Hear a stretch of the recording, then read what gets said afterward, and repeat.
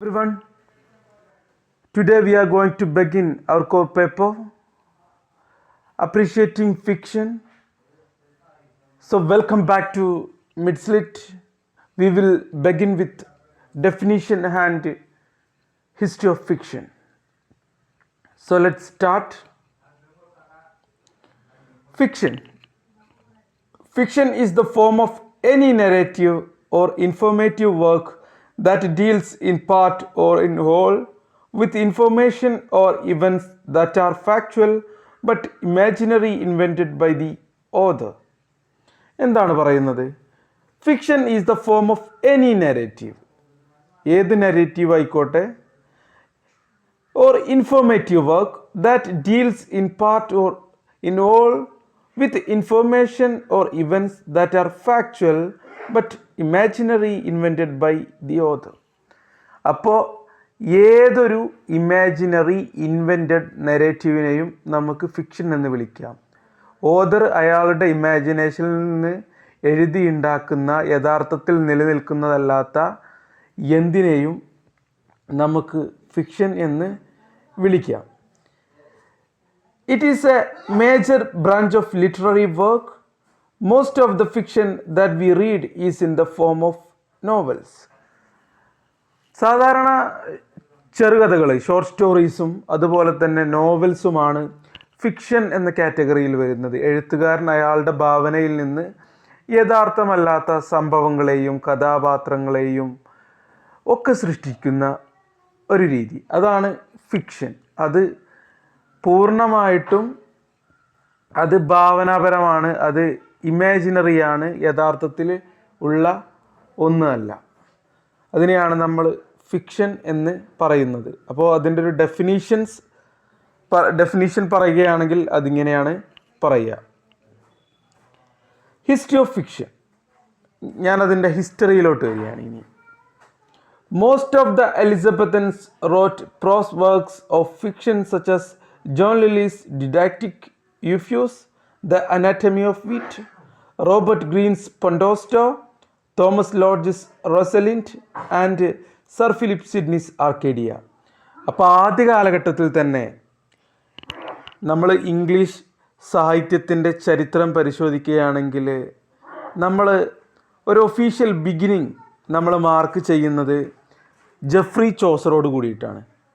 Jeffrey Chaucer എന്ന് പറയുമ്പോൾ 14-ാം നൂറ്റാണ്ട് മുതലാണ് നമ്മൾ അതിൻ്റെ ഒരു ഒഫീഷ്യൽ ഇംഗ്ലീഷ് ലിറ്ററേച്ചറിൻ്റെ ഹിസ്റ്ററി നമ്മൾ പഠിക്കുമ്പോൾ അവിടെ നിന്നാണ് നമ്മളത് തുടങ്ങാറുള്ളത്. സോ അതിനുശേഷം ചോസറിൻ്റെ കാലഘട്ടത്തിൽ ഏറ്റവും കൂടുതൽ ഉണ്ടായിരുന്നത് നമുക്കറിയാം വേഴ്സ് തന്നെയാണ്, അല്ലെങ്കിൽ കവിത, പോയട്രി എന്ന ഒരു രീതിയാണ്. വേഴ്സ് റൈറ്റിങ്സ് ആയിരുന്നു പ്രധാനമായിട്ടും ഉണ്ടായിരുന്നത്. എന്നാൽ എലിസബത്തൻസിൻ്റെ ടൈമിൽ, അതായത് ക്യൂൻ എലിസബത്തിൻ്റെ ടൈമിൽ, നമ്മുടെ ഷേക്സ്പിയറിൻ്റെയൊക്കെ സമയത്ത്, ഷേക്സ്പിയറിൻ്റെ തൊട്ട് മുമ്പായിട്ട് യൂണിവേഴ്സിറ്റി വിറ്റ്സ്. ആരൊക്കെയാണ് യൂണിവേഴ്സിറ്റി വിറ്റ്സ്? 7 playwrights. ആരൊക്കെയാണ്? John Lyly, Robert Greene, Thomas Lodge, Thomas Nashe, Christopher Marlowe, George Peele, ഇങ്ങനെ തോമസ് കിറ്റ്, ഇങ്ങനെ 7 പേരെയാണ് നമ്മൾ യൂണിവേഴ്സിറ്റി വിറ്റ്സ് എന്ന് പറയുന്നത്. അത് അവർ കാംബ്രിഡ്ജ് അല്ലെങ്കിൽ ഓക്സ്ഫോർഡ് യൂണിവേഴ്സിറ്റികളിൽ ഒന്നിൽ പഠിച്ചത് കൊണ്ടാണ്, അല്ലെങ്കിൽ അവിടെ ഉണ്ടായിരുന്നത് കൊണ്ടാണ് നമ്മളവരെ യൂണിവേഴ്സിറ്റി വിറ്റ്സ് എന്ന് പറയുന്നത്. സോ നമ്മുടെ വിഷയം അതല്ല. എലിസബത്തൻ പീരീഡിൻ്റെ തുടക്കത്തിൽ തന്നെ ഈ ഒരു പ്രോസ് ഫിക്ഷൻസ് എഴുതി തുടങ്ങിയിരുന്നു.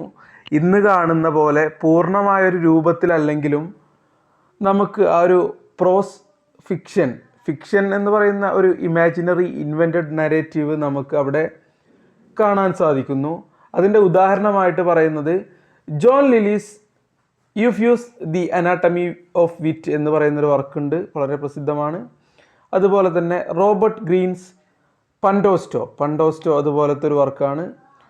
തോമസ് ലോഡ്ജസ് റോസലിൻഡ് എന്ന് പറയുന്ന വർക്കുണ്ട് തോമസ് ലോഡ്ജിൻ്റെ. അതുപോലെ തന്നെ സർ ഫിലിപ്പ് സിഡ്നിയുടെ Arcadia. A realistic element can be seen in works like Thomas Nashe's the unfortunate traveller and Thomas Deloney's of Reading Daniel Defoe. അപ്പോൾ മറ്റു രണ്ട് പ്രധാനപ്പെട്ട വർക്കുകളാണ് തോമസ് നാഷിൻ്റെ ദി അൺഫോർച്ചുനേറ്റ് ട്രാവലർ, അതുപോലെ തന്നെ തോമസ് ഡെലനിയുടെ ഓഫ് റീഡിങ് ഡാനിയൽ ഡിഫോ. ഈ രണ്ട് വർക്കുകൾ. In 1719, Daniel Defoe published Robinson Crusoe, which is considered as the first English novel of genius.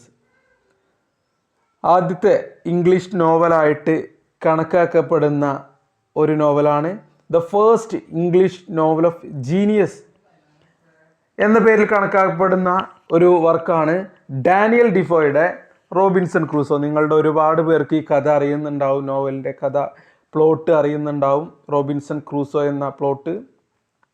അതിനുശേഷം 1719 Daniel Defoe Robinson Crusoe publish ചെയ്തു. അതിനുശേഷം Jonathan Swift's Gulliver's Travels in 1726 must also be mentioned for its importance as a work of fiction.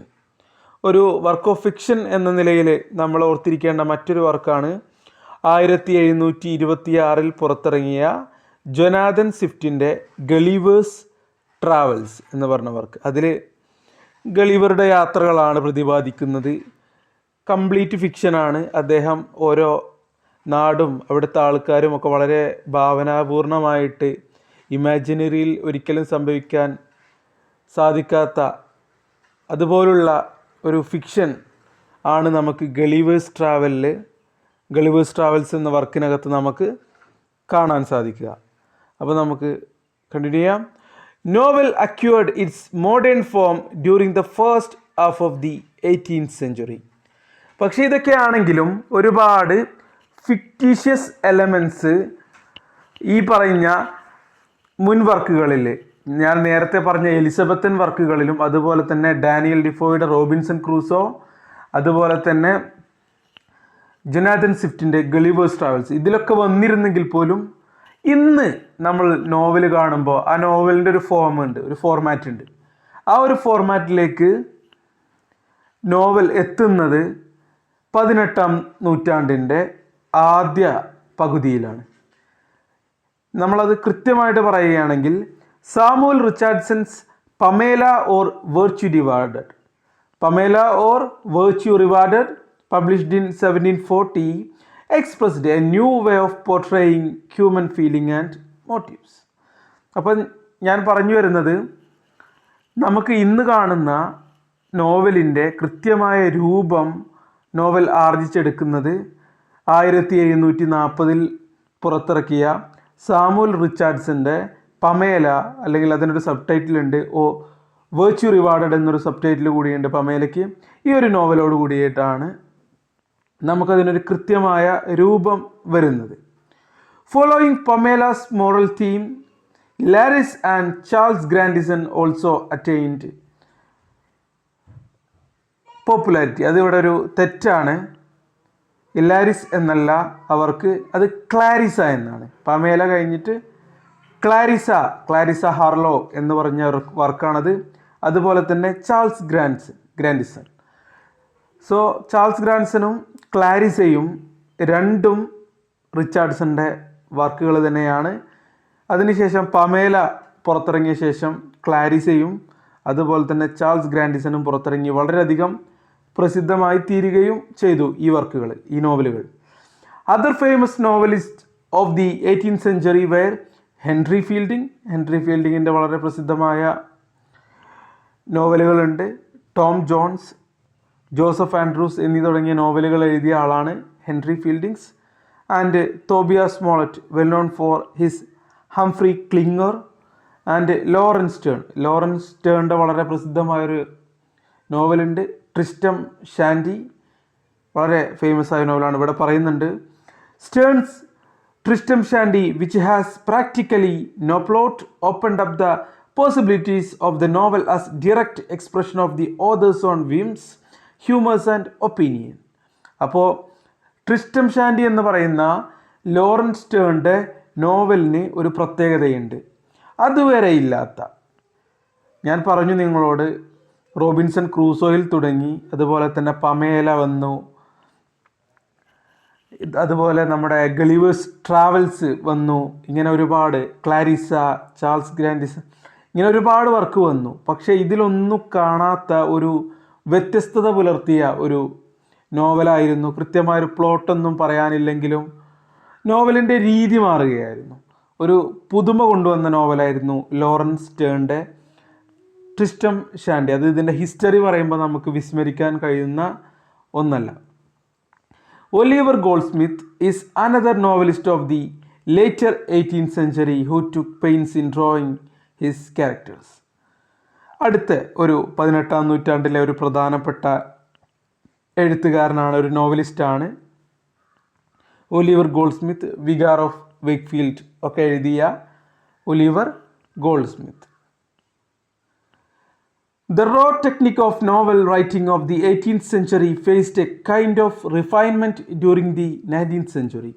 അപ്പോൾ 19th centuryയിൽ നോവലിൻ്റെ രൂപവും ഘടനയും ഒക്കെ കുറച്ചുകൂടി ഒന്ന് പരിണമിച്ച് മാറുകയാണ് ചെയ്യുന്നത്.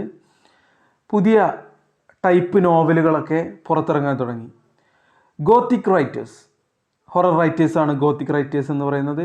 Gothic writers such as Horace Walpole, William Beckford and Ann Radcliffe. Mrs Radcliffe എന്ന് പറയും, ആൻ റാഡ്ക്ലിഫാണ് അവരുടെ ശരിക്കുള്ള പേര്. They brought back a love for chivalry, medievalism and adventure through their novels.